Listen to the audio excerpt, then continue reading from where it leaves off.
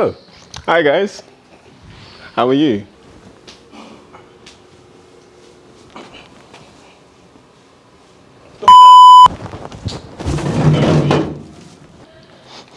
So, today we're at the gym and I'm going to show you the warm-up that you should do before you start your workout.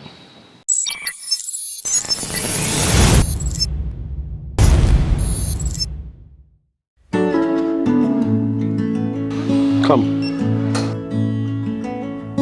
Yo, what's going on, peeps? So today we're up in the gym. So today's warm-up, the warm-up that I know probably a lot of people aren't doing, especially now. Make sure you're getting on that treadmill first and doing a walk. But just not any walk, we're gonna be doing a power walk. Yeah. So the power walk is very simple. The aim is to walk 0.82 kilometers or half a mile in 6 to 8 minutes.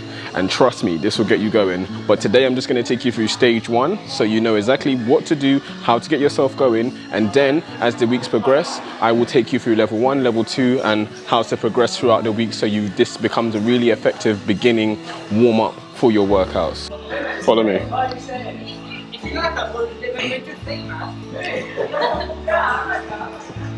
So for the settings, coming nice and close so that they can see. And then you start, and the treadmill will get you going. And as you can see, time, we can see distance, but distance we're going to reach is 0.82. That's the one we're trying to reach for. So the gradient, I normally put it on about 1. And then now the speed, if you're going to hit this 6 to 8 average, then you need to start at least 6, like this, and then get yourself going. That's it. And what I tend to do, I really get myself going and really pick that speed up to give myself a nice head start. Keep your core nice and tight. Yeah, keep the core nice and tight. Keep your stride nice and strong. Think of, like, you know, the army. When people are in the army and they're walking, they really go for it. So everyone's speed varies. So as I said, minimum speed 6. And obviously the higher you go, the better. And what I like to do, every time I hit a minute, I try to really walk as fast as I can, for as long as I can, to really get some distance. That's it. And you just crash it out. Keep that core tight, everything tight. Normally I would not be recording or anything. Normally by now, I would probably be listening to music, or, you know, I'd be listening to music. Music really helps with this. But I'm not going to drown you out, because I'm going to keep you in the loop. And then when you start to get a little bit tired, you bring it back down to your base speed.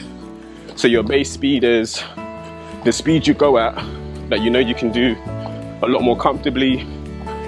It's still fast, but you can talk. And then once again now, I'm getting close to another minute, and I'm on 0.22.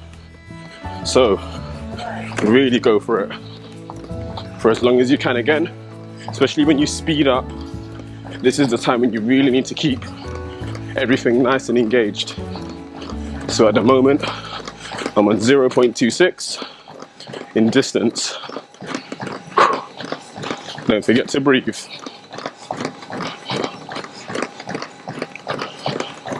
And then bring the speed right back down again to my base speed. My base speed is 7.5 kilometers.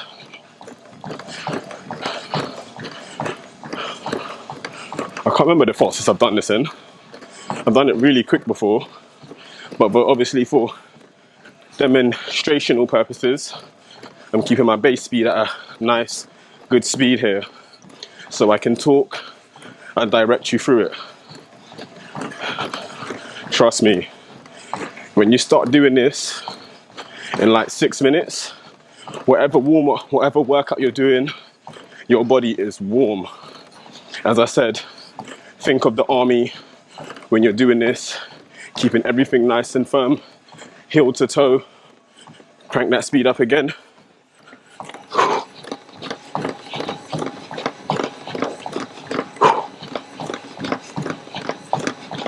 I've just passed the halfway mark.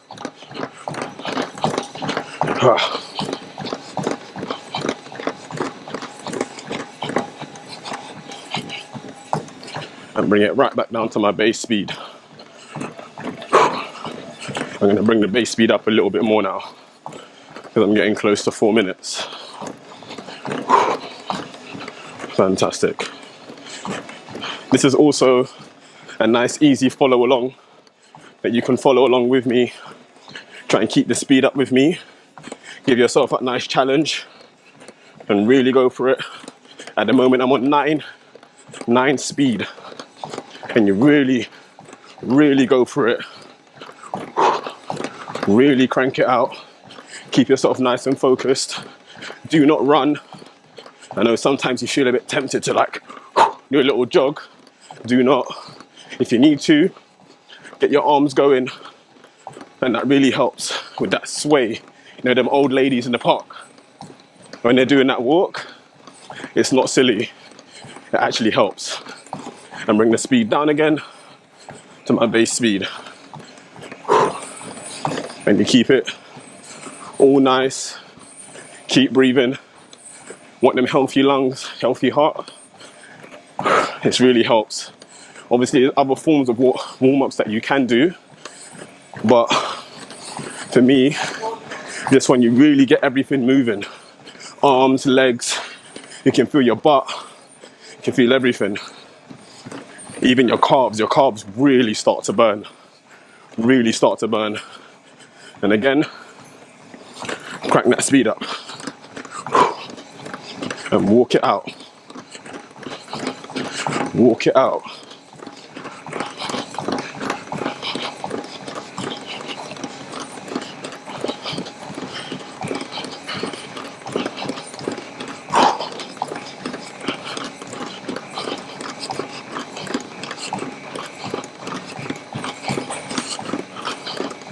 There's been times when I'm watching other people's treadmills when we could stand next to each other, and I'd be walking at people's jogging speed.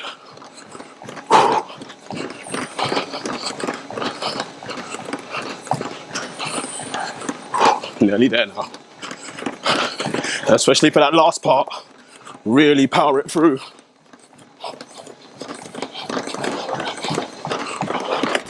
An emergency stop to finish you off. And trust me, I'm ready to go. Hope you are too. And that's a nice simple warm-up that you can do before you get yourself started for any workout. Hey, what's going on, peeps? How are you? So we're back to that time again. Whereas today, I'm going to be talking about love. I know, right? Getting all lovey-dovey on you. No. The quote was, "Love is appreciation, not possession." And I don't know, it just kind of hits you a little bit with that quote, right? Where you kind of like really have to think. When I think like when you love someone, you know, it's really about appreciating the things they do for you. And it's like, for me, I like to think to myself, like, what can you do for them?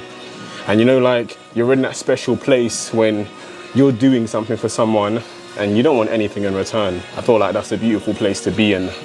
And when I think of this quote, I think of like the other story that comes to my mind of a rose, when they say love is being able to watch the rose. It becomes possessive once you pluck it. So it's the same concept, isn't it? It's kind of like understanding that if you are to love that rose, you're not there to disturb its surroundings. You're there to improve, enhance its surroundings. How can you make the sun shine a little bit brighter? Maybe moving a branch out of the way. How can you make sure it's, you know, getting the right kind of water? How can you make sure the ground is nice and nurtured? You know, how can you help its surroundings so that it can be the best and strongest rose that it can be?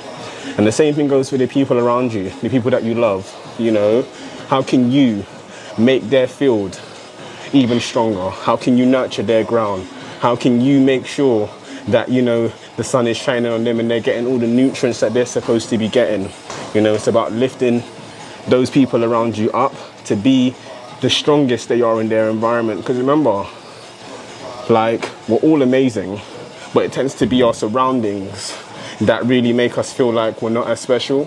So don't ever feel like, you know, you're not the sun. Because remember, we are a sun in our own way. We are the earth in our own way. So that's why we're provided with these things to nurture us and for us to be the best versions of ourselves. So think of yourself like that in someone's life. How can you nurture somebody else in a positive way? You know, love. But yeah, I'll keep today's message there, and I hope you've had a good day, and I will see you in the next episode, people.